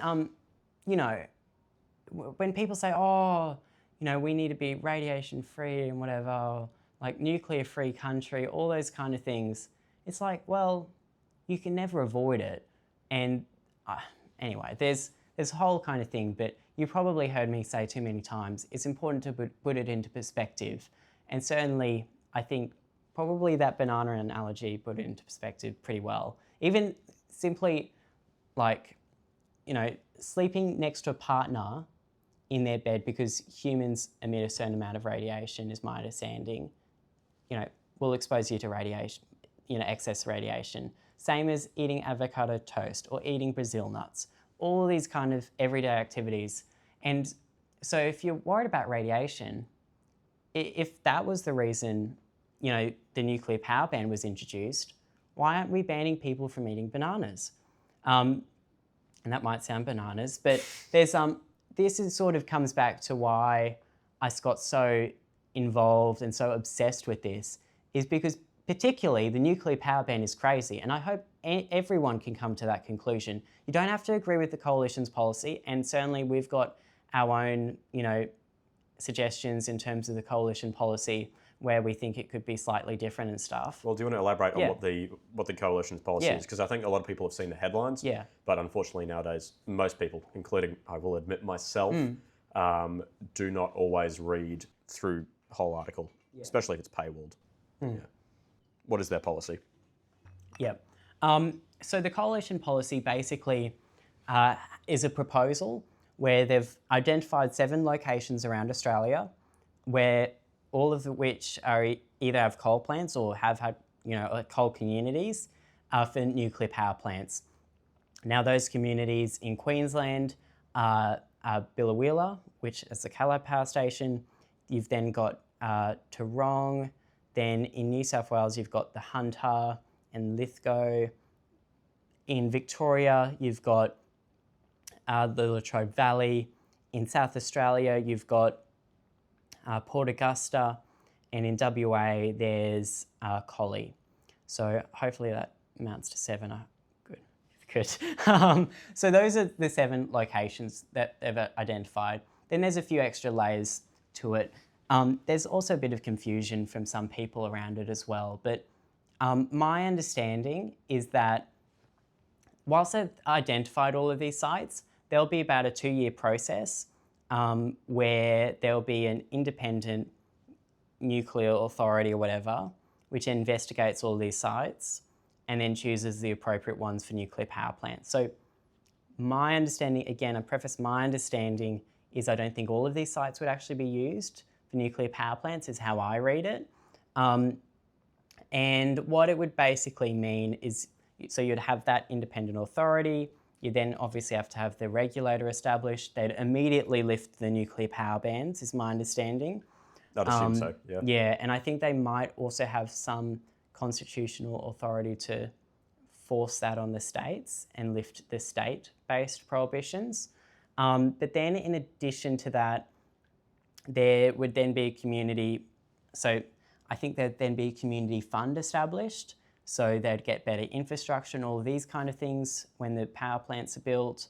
And then they've got a time frame for, I think it's 10 to 15 years for the first nuclear power plant to be built in Australia. And that's consistent with the International Atomic Energy Agency's time frame. They've got this milestones report, which basically is used by countries which don't have nuclear power for them to basically, what are the steps to get nuclear power? The International Atomic Energy Agency is the UN's organisation responsible for nuclear. So they've got this report, it says 10 to 15 years, and Australia would follow that as well. So then the other aspects of it are that I think nuclear would be about a third of the grid. Oh, okay. Then there would be about, I think it's 60% or so renewables, and then the remainder is gas and storage.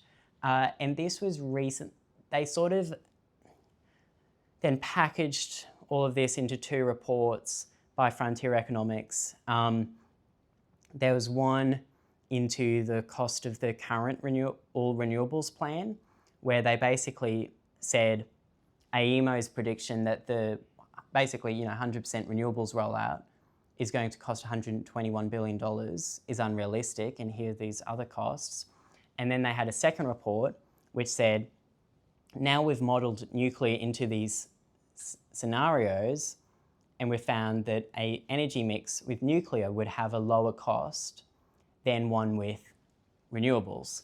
I've heard from some people in the public sphere that that's a bit of a fudging of the numbers, that it's not like for like that's being compared. Yeah. What's your opinion on that? The interesting thing with Frontier Economics, now the coalition had this headline, which I think it was something like a 40% cost reduction with nuclear or something, maybe 44% or something, really big number.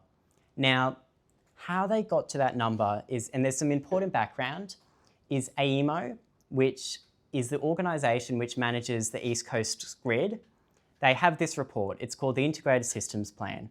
Now, we could talk about it for ages. I'm probably not the best expert on it, but basically, yeah, they came up with this figure that by 2050, it's going to cost $121 billion to decarbonise the economy, pretty much. And they had these series of scenarios, including, step change, progressive change, all these different scenarios for what kind of energy mixes you'd use to be able to get to that.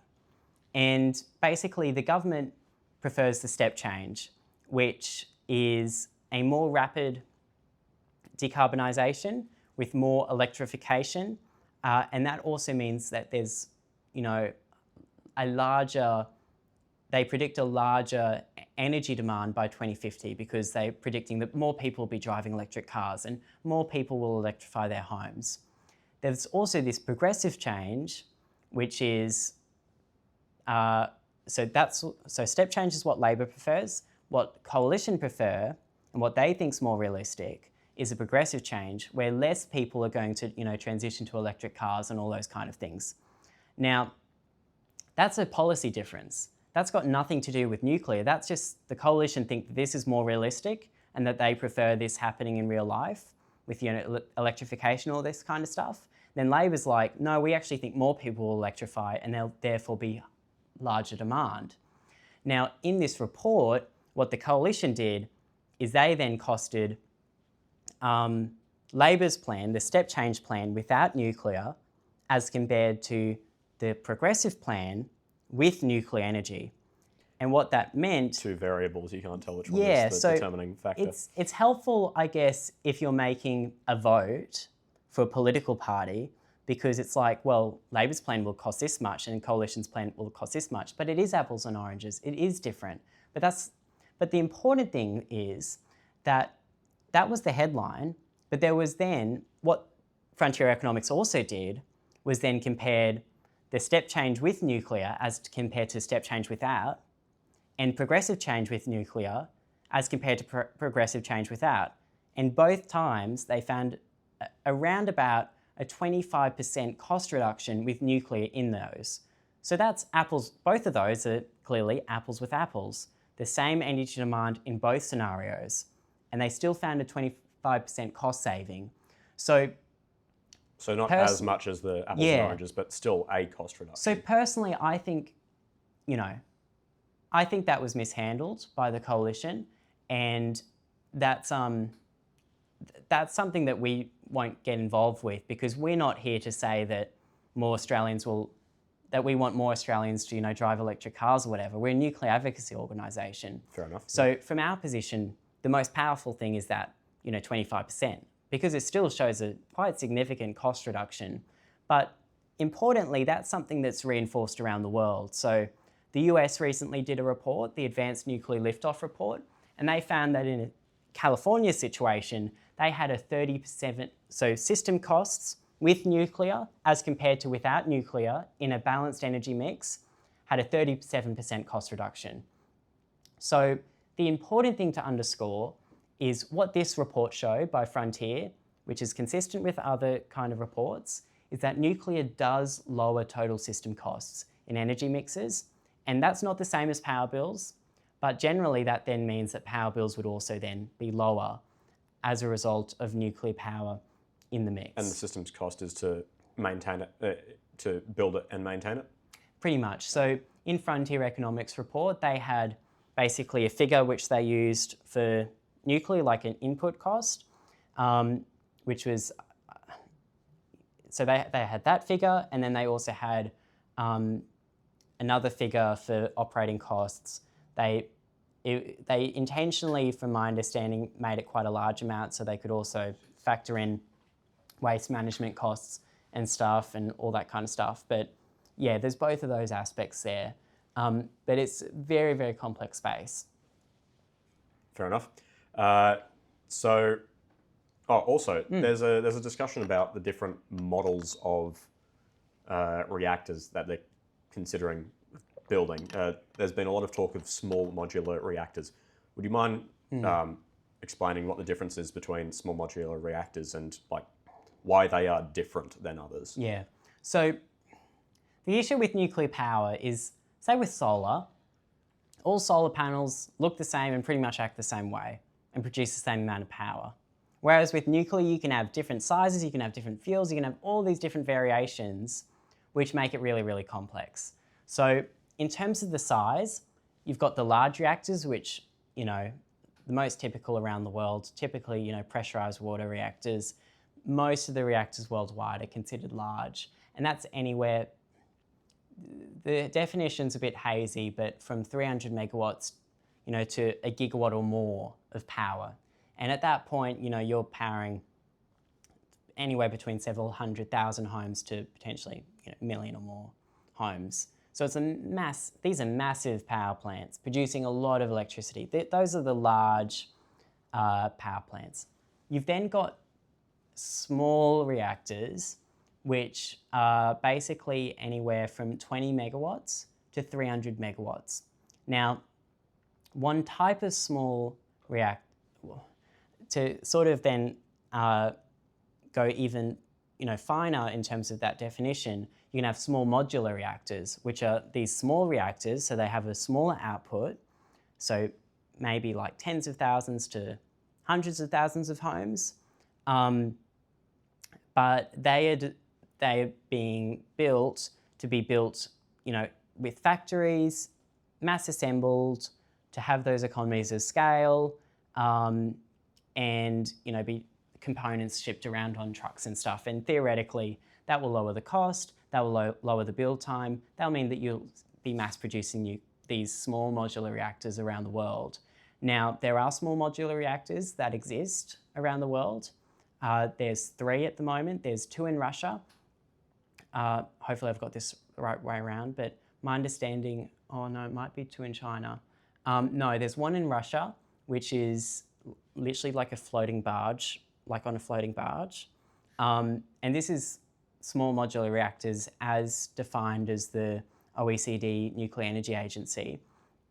And then there's, I think, 2 in China, which are the meltdown-proof ones I mentioned.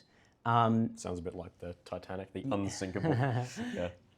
Well, you'd hope not. You'd hope not. But I'm sure there's enough, oversight and stuff. I'm sure. Including from international groups and stuff to make sure of that. Then I guess what you'll hear is that small modular reactors don't exist, nuclear power plants aren't being, developed in factories. And yes, that's true. But, so the first one which will be built in the West is the BWRX 300 in Darlington, Canada, which is expected to be ready before the end of the decade. But there's many other people developing small modular reactors. Bill Gates is an example. He's building the TerraPower reactor. There's all these different companies, Rolls-Royce, SMR, they're building some, and these will be ready in, a decade or so, all being developed around the world. The important thing I think for an Australian context is that, whilst there have been reactors built at this scale before, like the size isn't an issue. And a lot of the times, if they're just using typical reactor designs from the large reactors, there's nothing technically to say they're impossible. The issue is that whenever you're developing a new nuclear power plant, there's a lot of work that has to go into those designs, into making sure that it meets regulation, and that's where it is. So they're not technically infeasible. There's nothing technically infeasible really about them, unless it's like a really, fancy new design.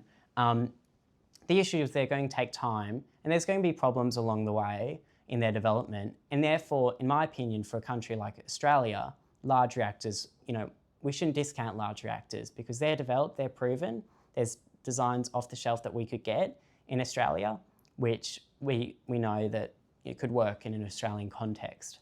But it's also important to remember that, whilst the idea for, with small modular reactors, one of the big things is that they're modular, that, large reactors can also be built in a modular way. So a lot of the time, components in nuclear power plants are these days prefabricated.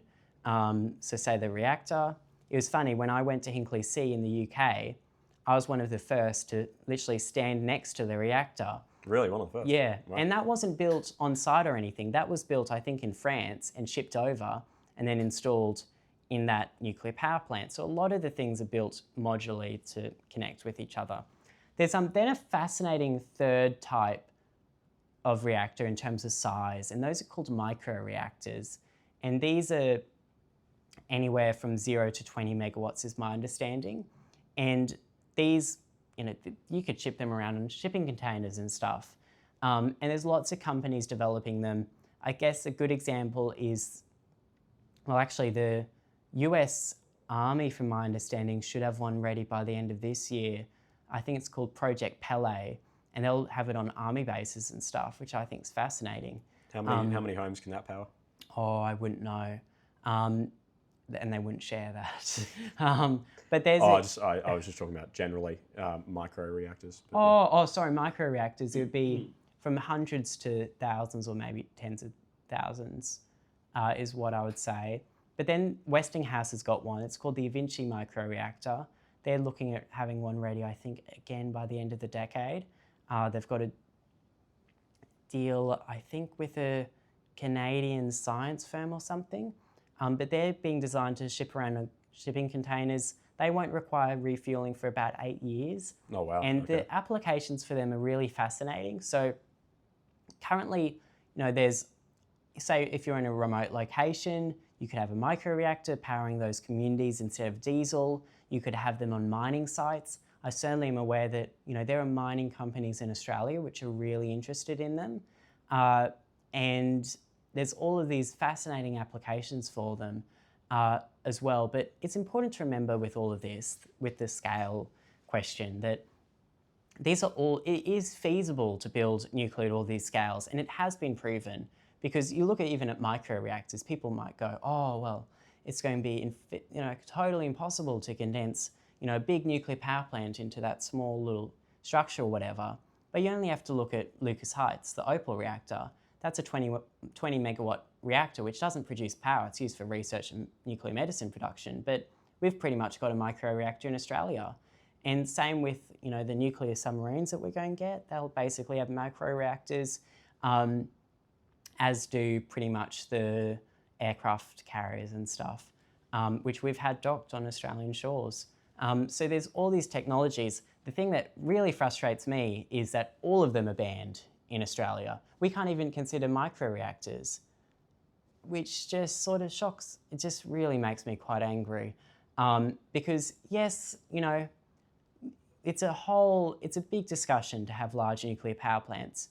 But why can't we have microreactors? At least why can't we, be building prototypes and stuff for microreactors and seeing if they work in Australia? Like, there's all this innovation around the world, and we're totally cut off because we've got these, really strict regulations in place, which are totally out of step with the rest of the world. And the coalition's plan, does that involve small modular reactors?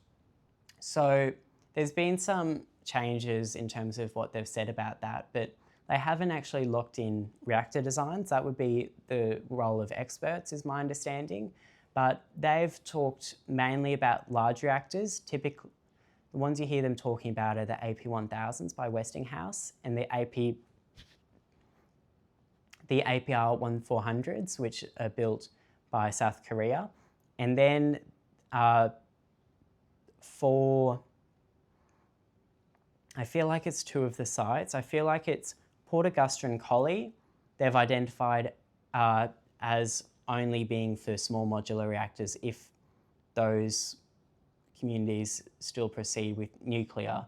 The reason for that is because I think water resources is my understanding, but also just the grid demands there.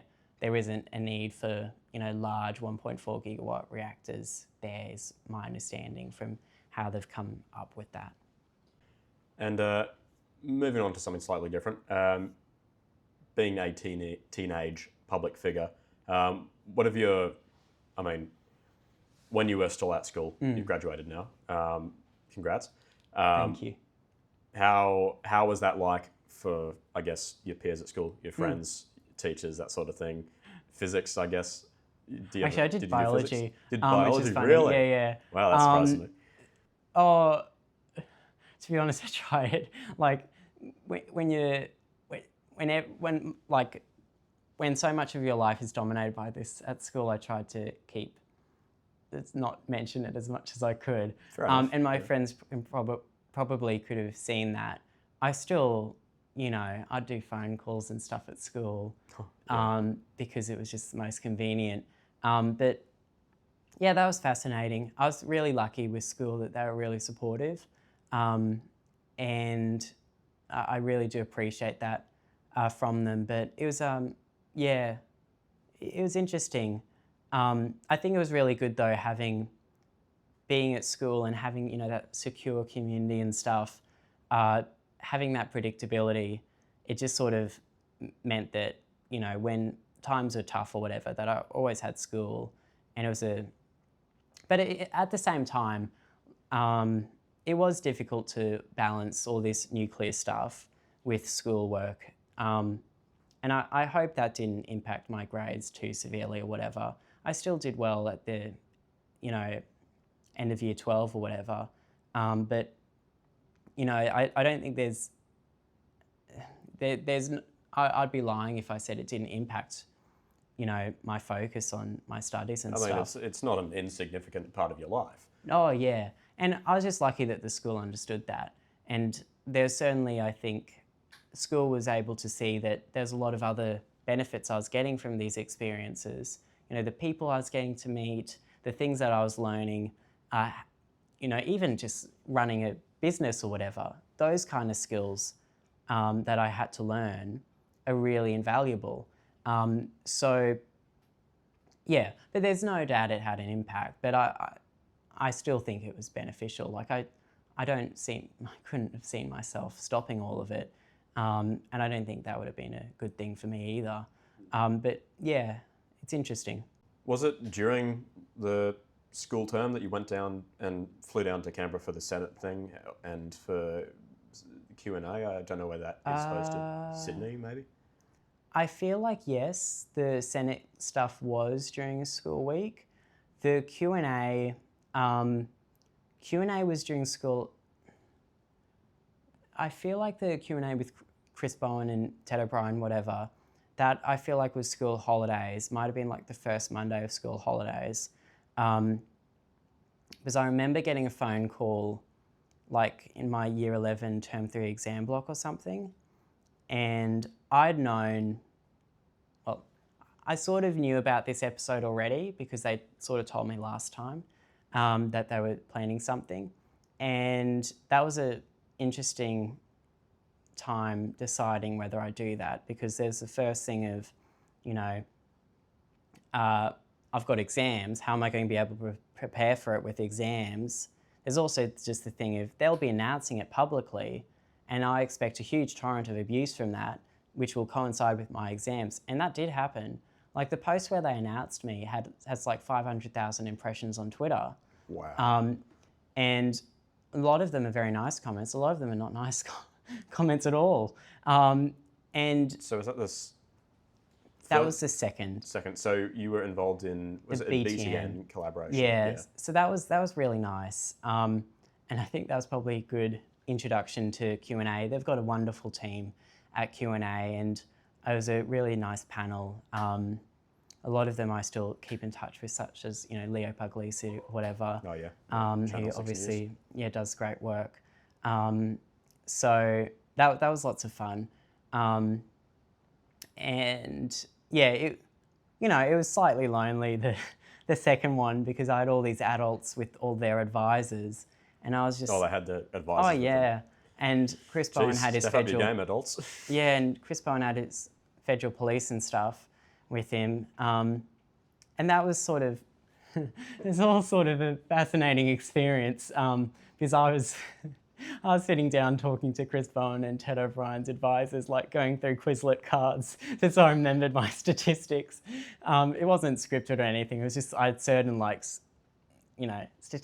certain figures and stuff I wanted to remember. What an image! What an image! I was just talking, and they have wonderful advisors, but they will. Yeah, it's interesting. It's really interesting, that whole experience. But there was that. You know, it was literally right at the start of the school holidays. So I did have to, but I eventually thought, well, I'm not going to get this opportunity probably again. So may as well be involved. And I think it ended up going well. And were they, like the other panelists and the ABC people, were they how'd they treat you off camera? Yeah. Was that good? Oh, yeah. No, I was, ABC staff were wonderful. You know, they do a very good job in terms of their production. Even, you know, you have to get all the makeup on and whatever, which obviously probably needed, but that was lots of fun. Never had to do that except at Q&A before. Oh yeah, I think I did it for the school play. Yeah. Strange. That was fascinating. But yeah, the other panelists were really nice. Look, I was slightly disappointed with the energy minister, which which I guess was a bit of a shame. But obviously, I have a very different position to him, and he's got his own priorities and whatever. So I was disappointed in that, and I probably have made that clear because I think broadly what we're witnessing in the debate is, it's become difficult to criticise what something Chris Bowen will say or whatever, and then people think that you're criticising the whole Labor Party. But I think, to me personally, it's very obvious that not everyone in the Labor Party thinks the exact same thing as Chris Bowen, and I hope they don't. But there's, I've met quite a few of them now, and I think it's evident that there's some nuance, and I think some of them do support it. But it's difficult because you've got the Prime Minister and the Energy Minister who are really vocally against nuclear power. It's really hard to have a different position. And I mean, they're like the Labor people who you spoke to, they're probably not solely focused on nuclear energy like you are. They've got other issues. It's probably not something they're willing to what? Yeah, they're not willing to die on that hill. Yeah, and it makes complete sense. But one of the things that concerns me the most is how this is becoming politicised, because it's become a situation where, if you support nuclear energy, you must support Dutton, you must hate Labor, and yada yada. When, from my perspective, if we want to have nuclear power in this country, and I've said this multiple times, it needs to be bipartisan, in my opinion, because if we're going to have these debates for, the next however long it will take for the first nuclear power plant, 10 to 15 years, then how's that nuclear power plant going to be built? It certainly will be, if we want it to be cost a bomb and take ages to deliver, then maybe we can keep on going the same track we are at the moment. But I think it's really incumbent on our politicians to start taking some leadership and start speaking up. And I don't mean that, certainly Labor people do not have to endorse the coalition policy if they don't like it. Suggest improvements, suggest their own policy for all I care. And we can, we can't get behind it because we're non-partisans, the same way we can't really get behind the coalition policy. But, we'll keep on educating Australians about it. But there's no reason why they should still be defending the nuclear power ban. Do you think that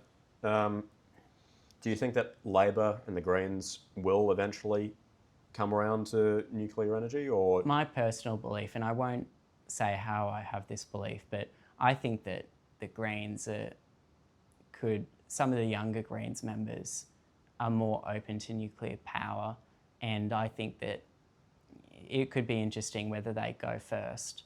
Okay, yeah. Because, look, I just don't see, at the end of the day, my focus is on making sure the ban's lifted so we can have all options open in this country, with nuclear power in a balanced energy mix.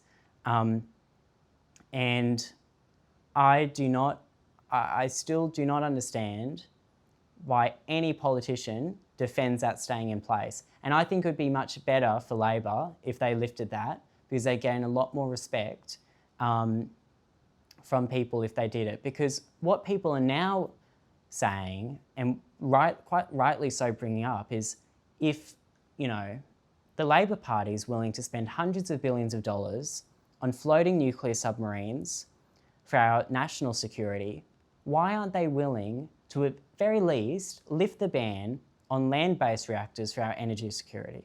It just makes no sense, because if there's concerns about safety, or high-level waste, storing high-level waste or whatever, if it's appropriate for nuclear-powered submarines, which actually operate at a higher enrichment than civil nuclear power reactors, then why can't we have the civil nuclear power reactors? And then what you'll hear from our politicians is, oh, they won't lift the ban because we don't need nuclear, or it costs too much, or it's too expensive.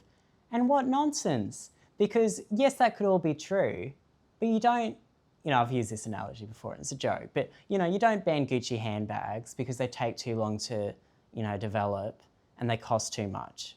It's ridiculous. I just do not see any reason for the nuclear power ban remaining in Australia.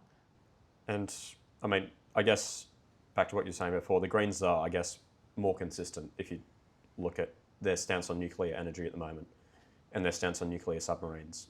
Yeah. Nuclear-powered submarines.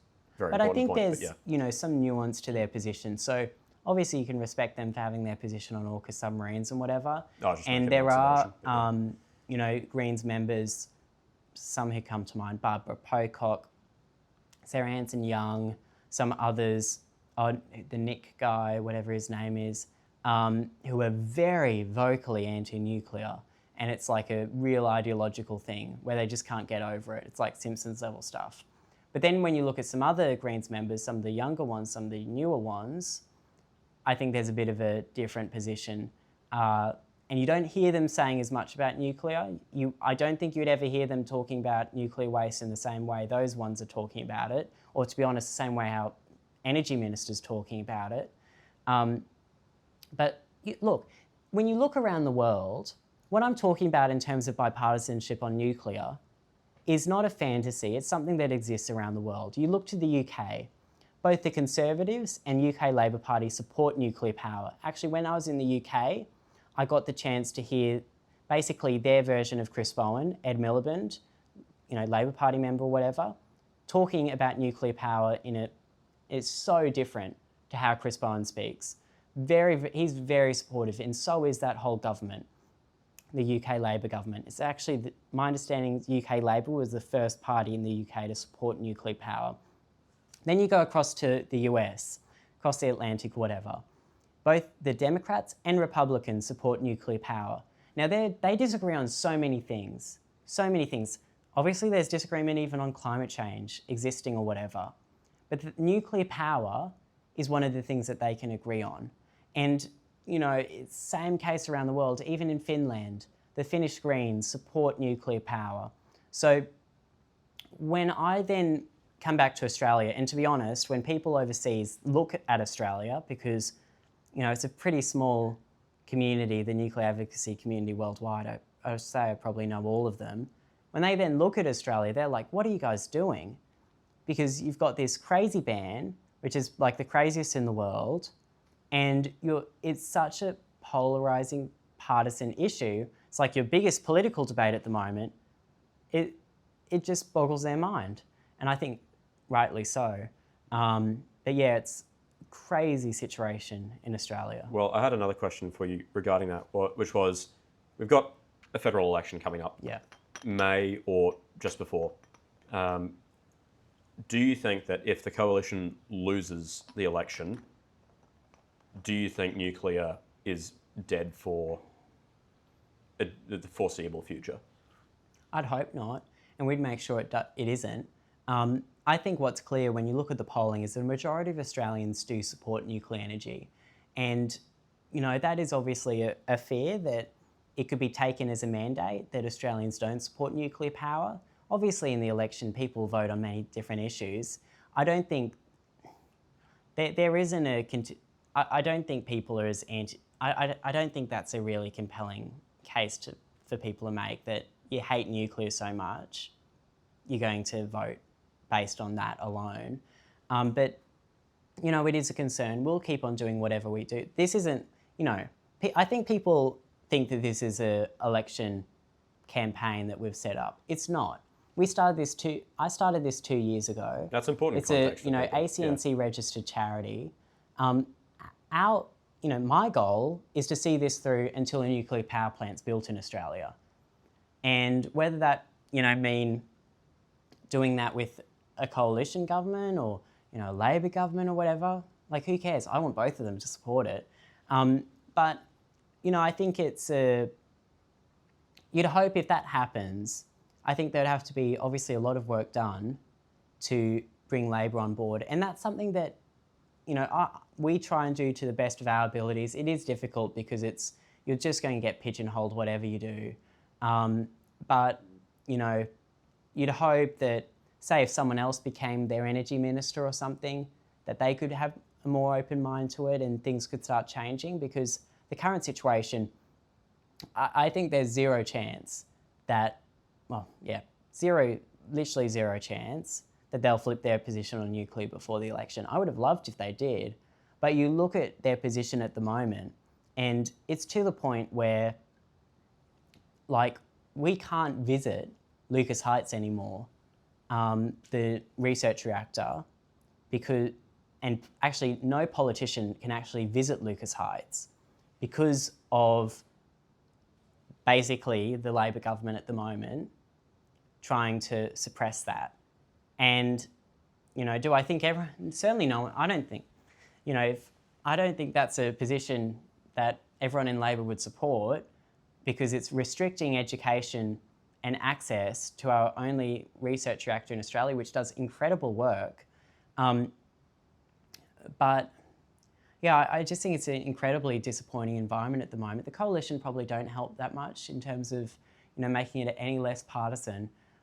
And if I was a coalition, one of the first things I would have done is gone, hey, we think that we need to have nuclear as an option in Australia. Will you support us lifting the ban on nuclear power? And they've had many chances to vote on that in Parliament. Each time it's gone down, but that's the first thing that I think should have happened, and I'm very upset that that didn't. So you have a tour upcoming, a much publicised tour. I've seen a lot of posts in quick succession. I happened to get an early bird ticket to the Brisbane event. Tell us about this Miss America 2023 and why she is so important. Yes. So I met Grace Stanke at COP28 actually. She's the Miss America 2023, but she's a nuclear engineer. And I think you used the term Barbenheimer to describe her. Yes, I used Barbenheimer actually. That's how CNN described her when she was on, because she was Miss America during the time where this Barbenheimer thing was going on. And you've got, Miss America plus nuclear engineer. It's like perfect. And, she's got a huge social media presence. She's got over 50,000 followers on Instagram alone, reaches millions of people around the world with facts about nuclear energy. And, we thought about it and we were like, isn't this a perfect opportunity? We should bring Grace to Australia to help, educate people about nuclear energy. But also just her story is so inspiring. So her dad, for instance, was treated twice with nuclear medicines. And obviously, being a female, becoming a nuclear engineer as a woman as well, that's a fascinating experience. So, what we've basically organised is this major national tour. She'll be going to Perth first and visiting 5 of the major cities: Perth, Brisbane, Melbourne, Adelaide, Sydney. She'll also be doing a big parliamentary briefing for all the politicians. They've literally all been invited as of yesterday at the time of filming. A lot of invitations. Yeah, fortunately we didn't have to send that. That was the Parliamentary Friends of Nuclear Industries, which is like bipartisan sort of group of politicians. Oh, nice. Support nuclear. So do all that. Yeah. But we think it will have a really big impact. She'll be speaking in front of audiences of hundreds of people. Well, when you put it into context around the country, it'll be thousands of people. She'll be all across the media. She'll be talking about nuclear energy. And I think the important thing is that she's like a really good human story. She now works for a nuclear company, Constellation, that same company which is being involved in the 3 Mile Island restart, as a fuels engineer. And she'll be able to talk firsthand, about her story, about what nuclear energy means to her, but also her experience now working in the nuclear industry, which I think is a really important perspective, because if we had nuclear power in our country, there'll be a lot of people who will be involved in the nuclear industry being employed by them. So I think that, obviously there are many advocates around the world in nuclear, but she's just really, I think, could really help bring the message to Australians. So we're really excited about that. And if people want to attend any of the events, I'd encourage them to go to nuclearforaustralia.com and to book a ticket, because we think it could be a really informative evening. And if you're still to make up your mind on nuclear energy, she'll be there speaking. We'll also have a panel of nuclear experts, Australian nuclear experts in each location, covering everything from nuclear law to how nuclear reactors work, to what it's like working in nuclear power plants. Hopefully I'm not forgetting people. We've got people involved with nuclear medicine production. So we're going to try and at each location provide these other experts to people, so we can have Grace talking about America, a country which has something like 94 nuclear reactors. Half of their clean energy comes from nuclear. So she'll provide all that context about a country which does have nuclear and how that's being used for them. And then we'll also have that Australian context going, yeah, that's great, Grace, that obviously it sounds like a fantastic situation in Australia, but we don't have any at the moment. Here's what we would need to do. Here's what we've got in place at the moment. Is it realistic? Is it feasible? All that kind of stuff. And yeah, I mean, as I said, I'm going, not necessarily because I have a view on nuclear. I am very uninformed about nuclear, part of the reason why I wanted to have Will on today. But yeah, I'm just, it's a topic of national debate, and I think it's important that people, read up on it if they are politically minded or want to stay up to date on current affairs. I think so, and I think that, even if you're opposed to it.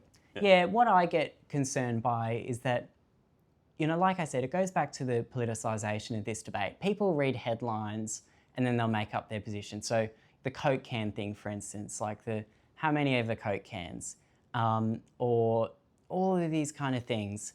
Or people will go, oh, I hate Albanese, so I support nuclear, or I hate Peter Dutton, so I'll oppose nuclear energy.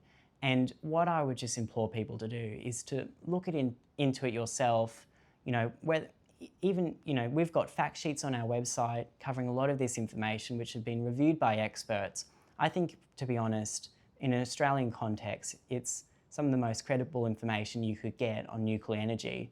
So yeah, I'd encourage people to, read up on yourself. If you're ever overseas, have the fortune of being overseas and you're near a nuclear plant, go and visit one, organise a tour or whatever, because it's those kind of things where you can learn about it firsthand and see it firsthand that will really be quite powerful, I think. And final couple of questions. Number one, do you have a book recommendation on nuclear energy or something related, or a paper that you think people should read if they're really interested? Probably not a book recommendation. There's not enough. There's the Rickover effect is one that would probably be good. That's basically the first nuclear powered submarine being constructed, and that was constructed in a really short amount of time in the United States. So that's fascinating. But the paper in particular I'd encourage people to read is the United States Department of Energy, Advanced Nuclear Liftoff Report. That was recently released. It's got a lot of insights, including how nuclear can lower system costs, how that fleet effect works. It's a really fascinating piece, and it's been put together by some of the world's best experts at the United States Department of Energy. So that's a good read. Well, we'll try and link those in the description. And final question, what advice would you have for your younger self or any young people who are, not necessarily restricted to nuclear energy, but in terms of civic engagement or ambition, they want to make a difference in the world? What would your advice be? Look, I think take advantage of the fact that people want to hear from young people. And I think a lot of people, my age or whatever, probably would imagine that, why would an adult want to listen to my perspective?